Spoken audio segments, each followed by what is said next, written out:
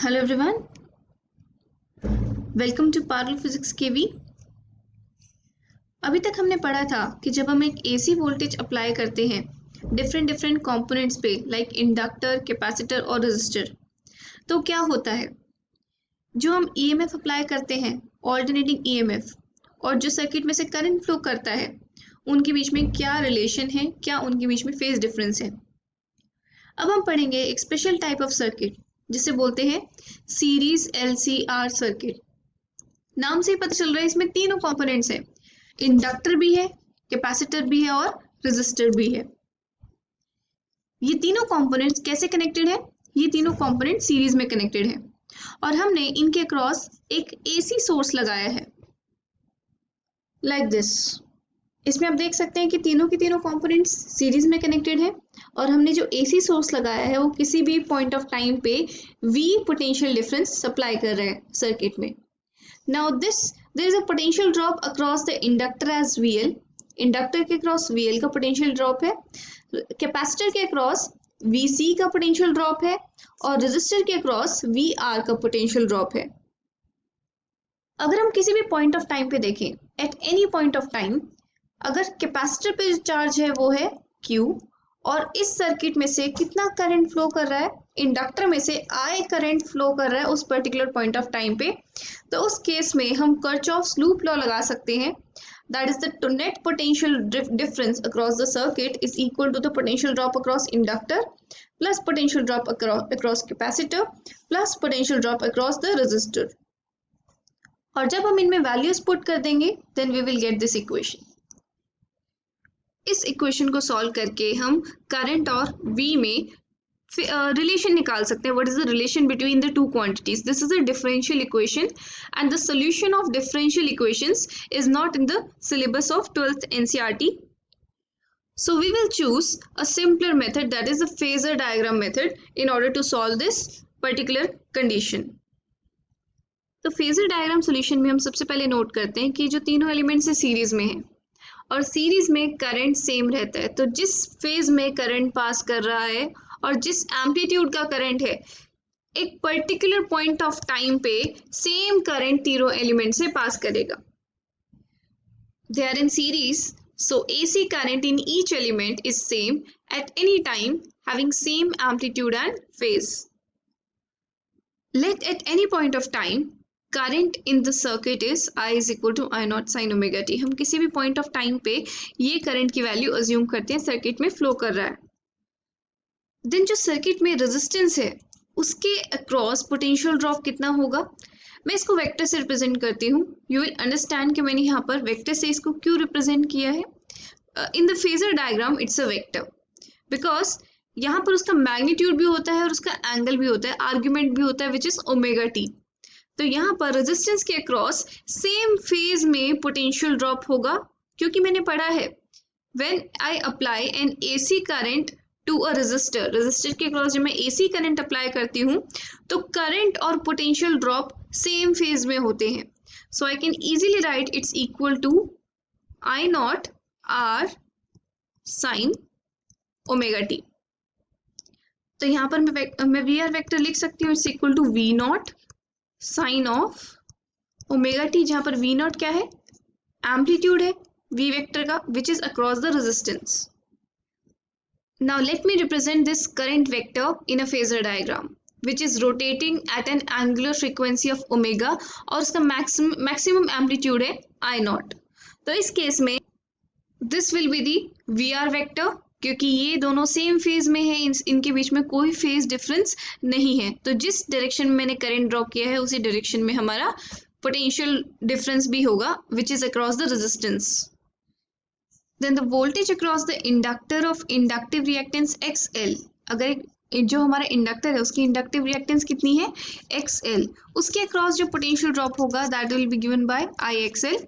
और हमें पता है कि करंट और इंडक्टर के क्रॉस जो पोटेंशियल ड्रॉप होता है उसका फेज डिफरेंस होता है π/2 का। तो यहाँ पर current lags behind the voltage by phase difference of π/2। तो अगर मैं इस ग्राफ में ड्रॉ करती हूँ then it will be like this, और इन दोनों में जो करंट और जो पोटेंशियल डिफरेंस अक्रॉस इंडक्टर है दोनों में जो फेज एंगल है वो कितना है 90 डिग्री का।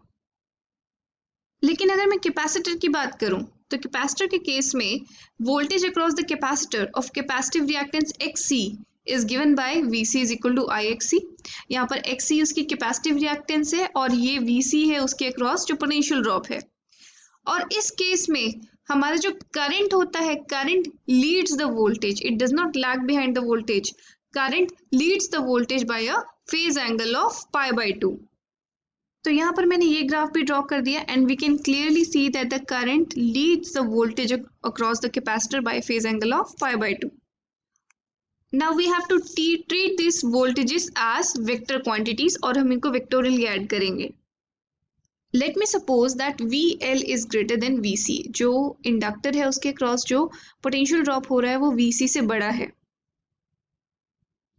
तो मैं यहाँ पे देख सकती हूँ कि VL और VC एग्जैक्टली ऑपोजिट है एक दूसरे के, तो मैं इसमें नेट वेक्टर बना सकती हूँ VL माइनस VC के नाम से, लाइक दिस। तो इसमें मैंने नेट वेक्टर बना दिया है VL माइनस VC के नाम से। अब मुझे VR और VL माइनस VC का रिजल्टेंट वेक्टर निकालना है। This will be my resultant vector. Let us suppose ये जो रिजल्टेंट वेक्टर है ये हमारे करंट के वेक्टर से फाई एंगल बना रहा है और मुझे इस V वेक्टर की वैल्यू निकालनी है। सिंस मैंने रिजल्टेंट कैलकुलेट किया है तो यहाँ पर मैं अपना पाइथागोरस थ्योरम लगा के आसानी से इस ट्राइंगल की हाइपोटेन्यूज निकाल सकती हूँ। तो इन ट्राइंगल AOB, अगर मैं AOB की बात करूँ then we can say that OA square is equal to OB square plus AB square. Now OA square is V square, OB is potential drop across the resistor उसका square plus AB square, AB is equal to ये हमारा VL minus VC के बराबर है, so this is equal to VL minus VC का square. Now let me solve it further. ये हमारा VR क्या है, IR that is the potential drop across the resistor plus IXL minus IXC का whole square, यहाँ पे square आएगा। So now I can take I square common and I'll get R square plus XL minus XC square. So अगर मैं दोनों side का square root लेती हूँ then it's equal to V is equal to I under root of R square plus XL minus XC square. Now let me represent this term with Z. Then I can write V is equal to IZ. ये Z क्या होता है, ये Z होता है impedance, it is known as impedance, और ये बताता है कि ओवरऑल इफेक्टिव रेजिस्टेंस उस AC करंट को कितनी प्रोवाइड कर रहा है पूरा सर्किट। और अगर हम इसमें ये फाई की वैल्यू डिटरमिन करना चाहें then we can write tan phi is equal to VL minus VC upon R, that is perpendicular upon base। यहाँ पे R नहीं होगा, यहाँ पे होगा VR, और इसको हम अगर करंट और रेजिस्टेंस की टर्म्स में लिखें, करंट और capacitance that is capacitive reactance और इंडक्टिव रिएक्टेंस की टर्म्स में लिखें then we will get I XL minus XC upon IR and I gets cancelled and I'll get tan phi is equal to XL minus XC upon R. Now there are few points to be noted. अगर हमसे पूछा जाता है कि impedance triangle draw कीजिए then this is the impedance triangle जिसमें hypotenuse क्या होगी हमारी Z के इक्वल होगी, that is impedance. Second point में if AC circuit contains R and L only, अगर एक AC सर्किट में खाली रेजिस्टर है और इंडक्टर है, कैपेसिटर नहीं है, तो इस केस में हम बोलते हैं it is an inductance dominated circuit. और इम्पीडेंस और फेज एंगल tan phi की values are given by this, Z is equal to under root of R square plus XL square and tan phi is equal to XL upon R। And if AC circuit contains R and C only, then it is a capacitance dominated circuit, और XL 0 होने की वजह से Z और tan phi की value will be given by this. Now अगर AC circuit में खाली L और C कंपोनेंट्स हैं मतलब इसमें रेजिस्टेंस क्या है, 0 है, तो इसमें इम्पीडेंस होगी XL माइनस XC और tan phi की वैल्यू होगी infinity. Now the fifth case, अगर कैपेसिटिव रिएक्टेंस इंडक्टिव रिएक्टेंस के बराबर है, then Z is equal to R and tan phi is equal टू 0। हमारी इम्पीडेंस रेजिस्टेंस के बराबर होगी और tan phi की वैल्यू होगी 0। इस तरह के सर्किट को हम बोलते हैं non inductive circuit. Now there are two more quantities, susceptance and admittance. Susceptance क्या होती है? It is reciprocal of reactance and admittance क्या होती है? It is the reciprocal of impedance. दोनों की ही यूनिट होती है ओम इनवर्स, और I can write mho. It is very much like कि एक component अपने अंदर से कितनी easily करंट पास होने दे रहा है। This was pure theory of LCR circuit, series LCR circuit.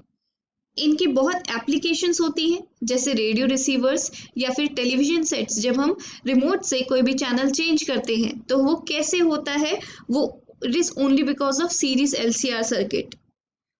This concept will be more clear जब हम रेजोनेंस के बारे में पढ़ेंगे। That's all for now, have a good day.